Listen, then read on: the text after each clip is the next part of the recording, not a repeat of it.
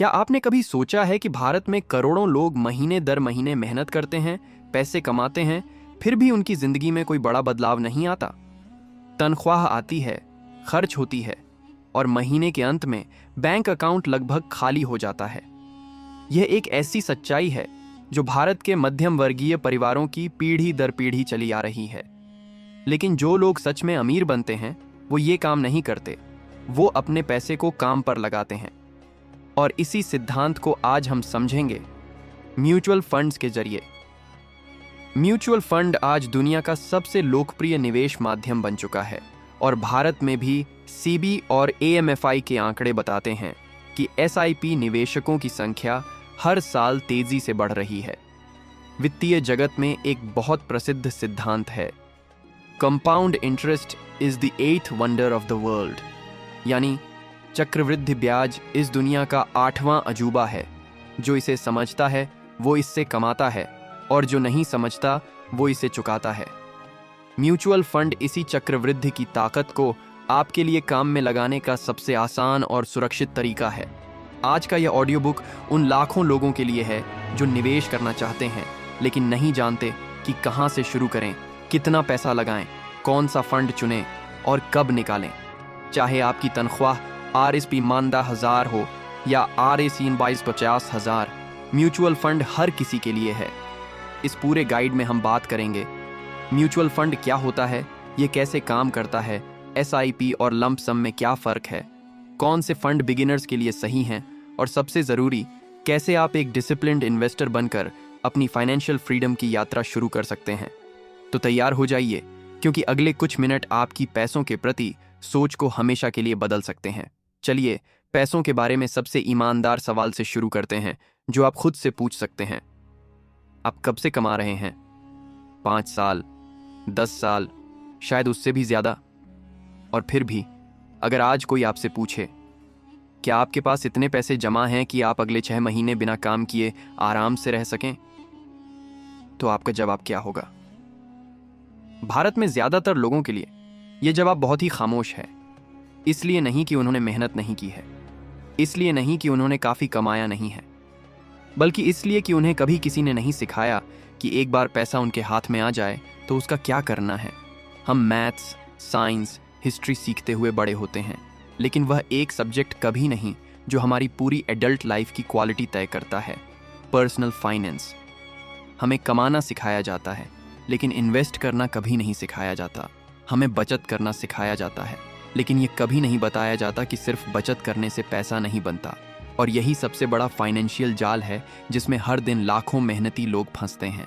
वे savings account में पैसे बचाते हैं जिस पर हर साल 3 से 4% इंटरेस्ट मिलता है, जबकि महंगाई हर साल 6 से 7% की दर से चुपचाप उसे खा जाती है। आसान शब्दों में इसका मतलब यह है कि आपके सेविंग्स अकाउंट में पड़ा पैसा असल में अपनी वैल्यू खो रहा है, जबकि वह वहीं पड़ा है। यह कोई छोटी प्रॉब्लम नहीं है, यह एक साइलेंट वेल्थ किलर है जो साल दर साल, दशक दर दशक गायब तरीके से काम करता है। और ज्यादातर लोगों को इसका एहसास तब होता है जब बहुत देर हो चुकी होती है। फाइनेंशियल प्रॉब्लम इनकम की कमी नहीं है, फाइनेंशियल प्रॉब्लम फाइनेंशियल एजुकेशन की कमी है। और आज यह आपके लिए बदल जाता है। अब बात करते हैं कि लोग इस चक्कर में क्यों फंसे रहते हैं, तब भी जब वे सच में बेहतर करना चाहते हैं। इसके 2 मुख्य कारण हैं। पहला डर है और दूसरा कंफ्यूजन है। जब ज्यादातर लोग स्टॉक मार्केट या इन्वेस्टिंग शब्द सुनते हैं तो उनके दिमाग में तुरंत वॉलेटाइल स्क्रीन, गिरते हुए नंबर और एक ही दिन में सब कुछ गंवाने वाले लोगों की तस्वीरें आ जाती हैं। यह डर पूरी तरह से बेमतलब नहीं है, क्योंकि जो कहानियां हम सबसे ज्यादा सुनते हैं वे हमेशा उन लोगों की कहानियां होती हैं जिन्होंने पैसा गंवाया है। हम आम लोगों की शांत, लगातार कहानियां बहुत कम सुनते हैं, जिन्होंने अपनी 20 की उम्र में 500 रुपए की छोटी एसआईपी शुरू की और 40 की उम्र में अपने अकाउंट में एक बड़ा पैसा जमा करके जागे। ऐसी कहानियां बहुत हैं, लेकिन वे हेडलाइन नहीं बनती। दूसरी रुकावट है कंफ्यूजन। लोगों को सच में नहीं पता कि कहां से शुरू करें। क्या उन्हें सीधे स्टॉक्स में इन्वेस्ट करना चाहिए? क्या उन्हें सोना खरीदना चाहिए? क्या उन्हें फिक्स्ड डिपॉजिट में पैसा लगाना चाहिए? क्या उन्हें इंश्योरेंस लिंक्ड इन्वेस्टमेंट प्लान पर भरोसा करना चाहिए? फाइनेंशियल मार्केटप्लेस प्रोडक्ट से भरा पड़ा है, जिनमें से हर एक सबसे अच्छा होने का दावा करता है। और चॉइस की इस बाढ़ में ज्यादातर लोग बस कुछ नहीं करते। जो मजे की बात है, सबसे बुरा फाइनेंशियल फैसला है। अपने पैसे से कुछ न करना एक चॉइस है, और यह एक ऐसी चॉइस है जो लगातार एक ही मंजिल पर ले जाती है, फाइनेंशियल ठहराव। डर और कंफ्यूजन दोनों का इलाज ज्ञान है। मुश्किल किताबी ज्ञान नहीं, बल्कि पैसा असल में कैसे काम करता है, इस बारे में प्रैक्टिकल जमीनी समझ। और ठीक यहीं पर म्यूचुअल फंड्स बातचीत में आते हैं। शायद आज हर भारतीय नागरिक के लिए सबसे आसान, ट्रांसपेरेंट और बिगिनर फ्रेंडली इन्वेस्टमेंट टूल के तौर पर। तो असल में म्यूचुअल फंड क्या है, और ये दुनिया भर के लाखों इन्वेस्टर्स के लिए इतना पावरफुल वेल्थ बिल्डिंग इंस्ट्रूमेंट क्यों बन गया है? आइए इसे सबसे आसान तरीके से समझते हैं। लोगों के एक ग्रुप के बारे में सोचिए। मान लीजिए 1000 लोग, जिनमें से हर एक का फाइनेंशियल बैकग्राउंड, इनकम लेवल और इन्वेस्टमेंट के अलग अलग गोल हैं। अकेले उनमें से कोई भी 50 अलग अलग कंपनियों के शेयर या सरकारी बॉन्ड या सोना या इंटरनेशनल स्टॉक खरीदने का खर्च नहीं उठा सकता। लेकिन अगर वे सब मिलकर एक कॉमन फंड में कुछ पैसे जमा करते हैं, तो वह मिला जुला पैसा एक बड़े अलग अलग तरह के पोर्टफोलियो में इन्वेस्ट करने के लिए काफी बड़ा हो जाता है। एक प्रोफेशनल फंड मैनेजर, जिसने सालों तक मार्केट की स्टडी की हो, कंपनी के फंडामेंटल्स को एनालाइज किया हो और पोर्टफोलियो मैनेज किए हों, इस जमा हुए पैसे को संभालता है और सभी इन्वेस्टर्स की तरफ से समझदारी भरे इन्वेस्टमेंट के फैसले लेता है। हर इन्वेस्टर के पास कुल फंड का एक हिस्सा होता है, जिसे यूनिट्स के जरिए दिखाया जाता है। जब इन्वेस्टमेंट बढ़ता है तो उन यूनिट्स की वैल्यू भी बढ़ती है। ये म्यूचुअल फंड का बेसिक स्ट्रक्चर है।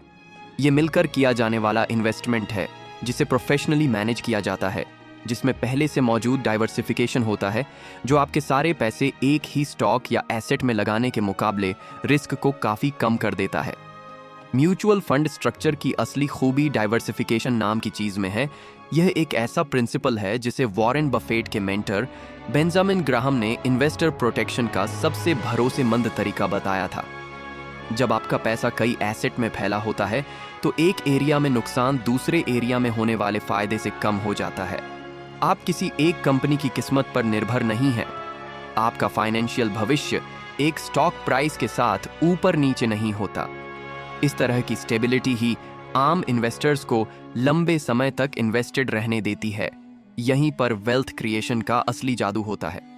अब बात करते हैं कि आप इसे अपनी रोजमर्रा की जिंदगी में असल में कैसे अप्लाई करते हैं, क्योंकि बिना एप्लीकेशन के नॉलेज सिर्फ एंटरटेनमेंट है। एक बिगिनर म्यूचुअल फंड इन्वेस्टर के टूल किट में सबसे जरूरी टूल SIP या सिस्टमैटिक इन्वेस्टमेंट प्लान है। इसे एक ऑटोमेटिक वेल्थ बिल्डिंग हैबिट की तरह समझें। हर महीने एक फिक्स्ड तारीख को एक तय अमाउंट, चाहे वह 500 रुपए जितना छोटा ही क्यों ना हो, ऑटोमेटिकली आपके बैंक अकाउंट से डेबिट हो जाता है और आपकी पसंद के म्यूचुअल फंड में इन्वेस्ट हो जाता है। आपको मार्केट का टाइम देखने की जरूरत नहीं है। आपको रोज प्राइस देखने की जरूरत नहीं है। इसे सेटअप करने के बाद आपको कोई फैसला नहीं लेना होता। इन्वेस्टमेंट अपने आप लगातार महीने दर महीने, साल दर साल होता रहता है। और सबसे अच्छी बात यह है, क्योंकि आप रेगुलर एक फिक्स्ड अमाउंट इन्वेस्ट कर रहे हैं, चाहे मार्केट ऊपर हो या नीचे। आप अपने आप ज्यादा यूनिट खरीदते हैं जब कीमतें कम होती हैं, और कम यूनिट जब कीमतें ज्यादा होती हैं। समय के साथ ये आपके इन्वेस्टमेंट की कॉस्ट को एवरेज कर देता है। इस प्रिंसिपल को रुपी कॉस्ट एवरेजिंग के नाम से जाना जाता है, जो रिटेल इन्वेस्टर्स के लिए उपलब्ध सबसे पावरफुल रिस्क मैनेजमेंट स्ट्रेटजी में से एक है। अब जब यह चुनने की बात आती है कि किस तरह के म्यूचुअल फंड में इन्वेस्ट करना है, तो नए लोग अक्सर वैरायटी से घबरा जाते हैं। जरूरी बात यह है कि सिंपल शुरुआत करें। 7 साल या उससे ज्यादा के लंबे इन्वेस्टमेंट के लिए इक्विटी म्यूचुअल फंड, खासकर लार्ज कैप या इंडेक्स फंड, ने हिस्टोरिकली सबसे मजबूत लॉन्ग टर्म रिटर्न दिया है। इंडेक्स फंड खासकर नए लोगों के लिए बहुत अच्छे हैं, क्योंकि वे निफ्टी 50 या सेंसेक्स जैसे मार्केट इंडेक्स को आसानी से दिखाते हैं। उनका एक्सपेंस रेशियो बहुत कम होता है और वे फंड मैनेजर के इंडिविजुअल परफॉर्मेंस पर डिपेंड होने के रिस्क को खत्म कर देते हैं। छोटे गोल या कम रिस्क लेने की क्षमता के लिए डेट म्यूचुअल फंड या बैलेंस्ड हाइब्रिड फंड ज्यादा स्टेबिलिटी और ठीक ठाक रिटर्न देते हैं। बात यह नहीं है कि पहले दिन ही परफेक्ट फंड ढूंढ लिया जाए। बात यह है कि शुरू करें, लगातार बने रहें और समय को वह काम करने दें जो कोई भी ज्यादा सोचने से कभी नहीं हो सकता। यह हमें शायद इन्वेस्टिंग के सबसे ज़रूरी और अक्सर सबसे ज़्यादा नज़रअंदाज किए जाने वाले पहलू पर लाता है, माइंडसेट। आपके पास सबसे अच्छा म्यूचुअल फंड, सबसे कम एक्सपेंस रेशियो और सबसे परफेक्टली स्ट्रक्चर्ड पोर्टफोलियो हो सकता है, और फिर भी एक इन्वेस्टर के तौर पर फेल हो सकते हैं। क्यों? क्योंकि वेल्थ क्रिएशन का सबसे बड़ा दुश्मन मार्केट नहीं है, यह आप हैं। और ख़ास तौर पर यह मार्केट के उतार चढ़ाव पर आपका इमोशनल रिस्पॉन्स है। मार्केट ऊपर जाते हैं और नीचे जाते हैं, यह उतना ही पक्का है जितना सूरज का उगना और डूबना। जो इन्वेस्टर असली वेल्थ बनाते हैं और जो नहीं बनाते, उन्हें जो चीज़ अलग करती है वह इंटेलिजेंस नहीं है, यह इमोशनल डिसिप्लिन है।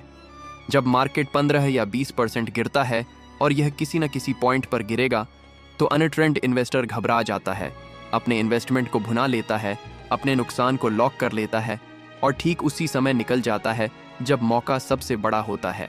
दूसरी तरफ अनुभवी इन्वेस्टर शांत रहते हैं, अपनी SIP जारी रखते हैं और कभी कभी और भी ज्यादा इन्वेस्ट करते हैं। वे एक बुनियादी सच समझते हैं, मार्केट में करेक्शन कोई बड़ी मुसीबत नहीं होती।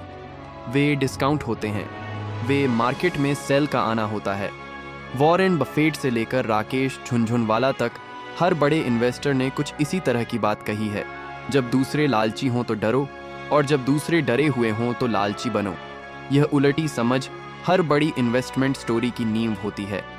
फाइनेंशियल ग्रोथ के लिए ज़रूरी सोच में बदलाव असल में यह है, आपको इन्वेस्टिंग को एक शॉर्ट टर्म ट्रांजैक्शन के तौर पर सोचना बंद करना होगा और इसे एक लॉन्ग टर्म रिलेशनशिप के तौर पर सोचना शुरू करना होगा। आप यूनिट्स के लिए रुपए का लेन देन नहीं कर रहे हैं, आप आने वाली फसल के लिए बीज बो रहे हैं। एक किसान हर हफ्ते यह देखने के लिए अपने बीज नहीं खोदता कि वे उग रहे हैं या नहीं। वह प्रोसेस पर भरोसा करता है, लगातार पानी देता है और मौसम का इंतजार करता है। जो इन्वेस्टर इस सब्र और भरोसे को दिखाता है, वह इन्वेस्टर है जो 10 या 20 साल बाद अपने पोर्टफोलियो को देखता है और उसे बहुत गर्व महसूस होता है। इसलिए नहीं कि वे लकी थे, बल्कि इसलिए कि मुश्किल समय में उन्होंने डिसिप्लिन बनाए रखा। आइए अब सबसे बड़ी तस्वीर पर जूम आउट करते हैं। लंबे समय में पैसा बनाने की वह समझ जो सच में उन लोगों को अलग करती है जो फाइनेंशियल आज़ादी पाते हैं और उन लोगों को जो इसके बारे में सिर्फ सपने देखते हैं। यह कॉन्सेप्ट धोखा देने वाला आसान है और फिर भी ज़्यादातर लोग इसकी ताकत को तब तक पूरी तरह से नहीं समझ पाते जब तक वे इसे सालों तक काम करते हुए न देख लें।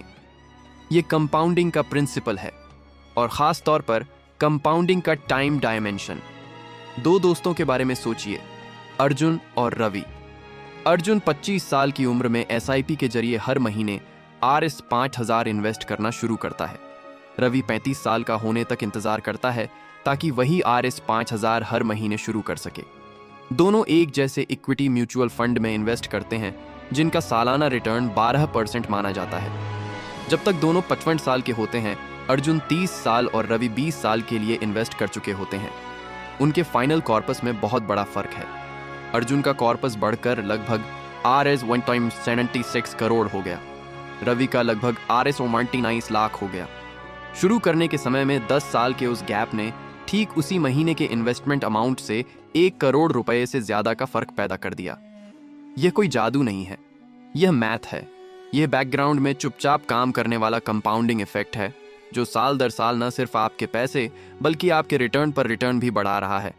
सबक यह है कि इन्वेस्टिंग शुरू करने का सबसे अच्छा समय कल था।